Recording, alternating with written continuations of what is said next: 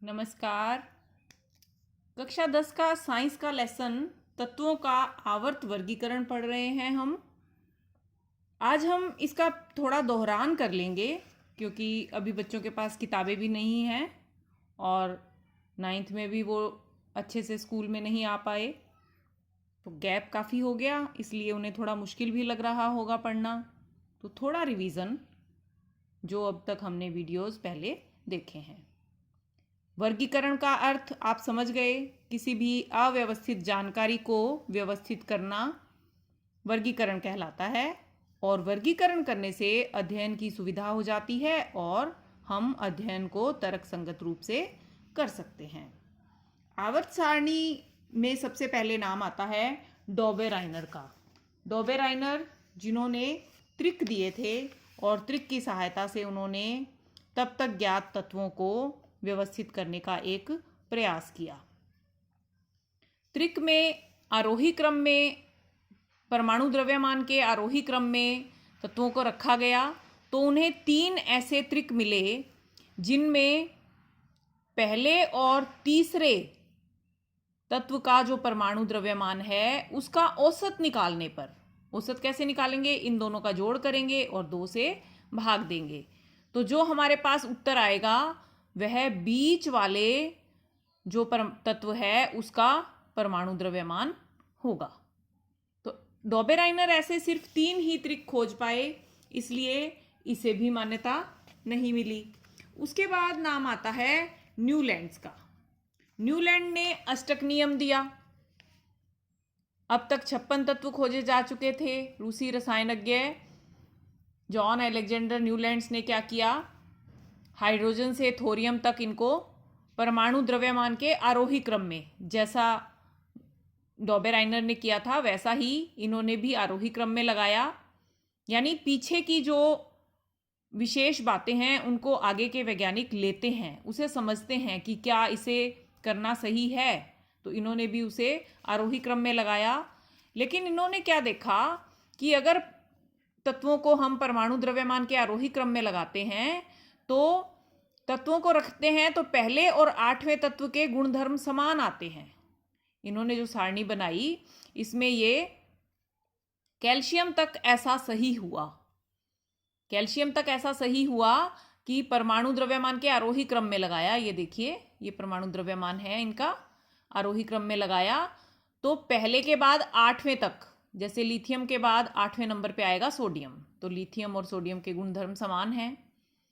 Boron के बाद 8वें number पे आएगा एल्यूमिनियम, बेरिलियम के बाद मैग्नीशियम, कार्बन के 8वें नंबर पे सिलिकॉन, तो इनके गुण आपस में समान हैं। मैग्नीशियम और कैल्शियम के भी गुण समान हैं। लेकिन इसके बाद जो भारी तत्व आए तो उनमें ये नियम जो था वो लागू नहीं हुआ। इसके अलावा भी न्यूलैंड ने इस सारणी में एक स्थान पर 2-2 तत्वों को रखा। यह भी बाद में आने वाले वैज्ञानिकों को सही नहीं लगा कि ऐसा उचित नहीं है। उसके अलावा इन्होंने, जैसे ये देखिए, आयरन और कोबाल्ट निकल, इनको अलग अलग रखा। यानी ये समान प्रकार के हैं लेकिन अलग हैं। और कोबाल्ट और निकल ये जो हैलोजन हैं, फ्लोरीन, क्लोरीन, ब्रोमीन, इनसे समानता नहीं रखते, फिर भी इनके साथ हैं, तो यह भी एक इनके सिद्धांत की कमी थी। और ये तो आपको बहुत अच्छे से समझ में आ गया होगा कि न्यूलैंड के अष्टक में भी डॉबेराइनर का त्रिक विद्यमान है। ये देखिए, लिथियम, सोडियम और पोटेशियम। इसके बाद हमने पढ़ा था कि मेंडलीफ की आवर्त सारणी, इन्होंने काफ़ी विशेष कार्य किया, बहुत अच्छा कार्य किया, और इनका नाम जो था वो, इन्हें ही आवर्त सारणी का जनक माना गया। इन्होंने पिछले वैज्ञानिकों से और आगे बढ़कर सोचा, तत्वों की व्यवस्था का आधार इन्होंने रखा मूल गुणधर्म, परमाणु द्रव्यमान और रासायनिक गुणधर्म की समानता को। और इन्होंने बताया कि परमाणु द्रव्यमान जो होता है तत्व के भौतिक और रासायनिक गुणधर्म से संबंध रखता है, इसका गहरा संबंध होता है। और इन्होंने ऑक्सीजन और हाइड्रोजन के संयोग से बनने वाले यौगिकों का भी अध्ययन किया। और इन्होंने भी बताया कि अगर ये सारणी में तत्वों को रखते हैं तो गुणों का आवर्तन होता है, यानी निश्चित समय के पश्चात उसी गुणधर्म के तत्व फिर से आते हैं। और इन्होंने आवर्त सारणी का सिद्धांत दिया कि तत्वों के गुणधर्म उनके परमाणु द्रव्यमान के आवर्त फलन होते हैं। और इस सारणी में ऊर्ध्व स्तंभ को ग्रुप या समूह कहा गया और क्षैतिज पंक्ति को आवर्त या पीरियड कहा गया। अब आ जाते हैं हम मेंडलीव की आवर्त सारणी की विशेषताएं, जो कि बहुत अद्भुत हैं। मेंडलीव की सूझबूझ बेमिसाल थी। उनमें अनुमान लगाने की असाधारण क्षमता थी। इन्होंने समान गुणधर्म को बहुत अधिक महत्व दिया। हालांकि यह लिखा गया कि परमाणु द्रव्यमान के आरोही क्रम में व्यवस्थित करना है तत्वों को, लेकिन उन्होंने समान गुणधर्म वाले तत्वों को एक साथ रखने के लिए कहीं कहीं अधिक द्रव्यमान वाले तत्व को कम द्रव्यमान वाले तत्व से पहले रख दिया। ये देखिए, कोबाल्ट के बाद निकल है, लेकिन कोबाल्ट से निकल का जो परमाणु द्रव्यमान है वो कम है। इसी तरह से एल्यूमिनियम और सिलिकॉन की बात करें तो एल्यूमिनियम का भी परमाणु द्रव्यमान अधिक है और सिलिकॉन का कम है। इसका एक बहुत अच्छा सा ट्रिक बन गया, कोनी आलसी। नहीं है ना आप आलसी? बहुत अच्छे से पढ़ेंगे। ये आप इस सारणी में भी देख सकते हैं।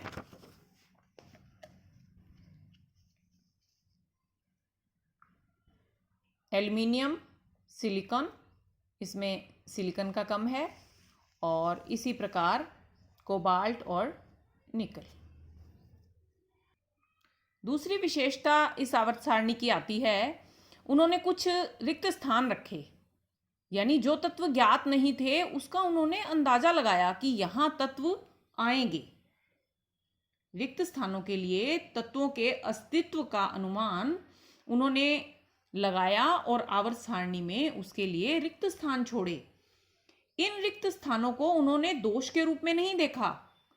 उन्होंने ऐसे तत्वों के अस्तित्व को स्वीकारा जो इन रिक्त स्थानों में भरे जाएंगे, यानी अपने ही वर्ग से गुणों में समानता रखने वाले तत्व आने वाले समय में अवश्य खोजे जाएंगे, ऐसा इनका अनुमान था। वर्ग जो खड़ा खाना होता है, ग्रुप होता है, उसमें इन्होंने बताया कि कुछ ऐसे तत्व खोजे जाएंगे जो ऊपर और नीचे वाले तत्वों से समानता रखेंगे। ऐसा था तीसरे और चौथे समूह में। ये देखिए, ये तीसरा और ये चौथा समूह है। इसमें ये जो गोले लगाए हैं, ये स्थान पहले रिक्त थे, 1, 2 और 3। अब इन्होंने अंदाजा लगाया कि यहाँ एक ऐसा तत्व होगा जो बोरॉन से समानता लिए हुए होगा। यहाँ एक ऐसा तत्व खोजा जाएगा जो एल्यूमिनियम से समानता लिए हुए होगा, और यहाँ एक ऐसा तत्व खोजा जाएगा जो सिलिकॉन से समानता लिए हुए होगा। इसी आधार पर इन्होंने संस्कृत का एक प्रत्यय लगाया, एका उपसर्ग लगाया, और एका उपसर्ग लगाकर इन्होंने नाम दिया एका बोरॉन, एका एल्यूमिनियम और एका सिलिकॉन।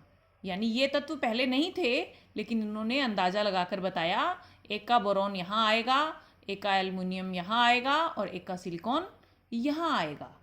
और समय पाकर ऐसा ही हुआ। 3 तत्व खोजे गए, स्कैंडियम, गैलियम और जर्मेनियम, और इनके गुणधर्म भी बोरॉन, एल्यूमिनियम और सिलिकॉन के समान थे। अब आते हैं हम इनकी इस आवर्त सारणी की तीसरी विशेषता पर। तत्वों की खोज जो होती है वो उन तत्वों की क्रियाशीलता के आधार पर होती है। ऑक्सीजन और हाइड्रोजन जैसे तत्व, इनकी खोज इनकी क्रियाशीलता के कारण ही बहुत जल्दी हो गई। वहीं कुछ ऐसे तत्व भी होते थे जिनके बारे में मेंडलीव के समय तक पता ही नहीं था, जिन्हें आज हम उत्कृष्ट गैसों के नाम से जानते हैं, जैसे हीलियम, नियोन, आर्गन, क्रिप्टॉन आदि। मेंडलीव की आवर्त सारणी की एक विशेषता यह भी रही कि जब इन गैसों के बारे में पता चला तो इनका स्थान देने के लिए पुरानी व्यवस्था को छेड़ना नहीं पड़ा। इनके लिए एक नया समूह अलग से ही बनाया जा सका। मेंडेलीव की अनुमान की असाधारण सफलता के कारण रसायनज्ञों ने न केवल इनकी आवर्त सारणी को स्वीकारा बल्कि उन्हें इस सिद्धांत की अवधारणा का जनक भी माना।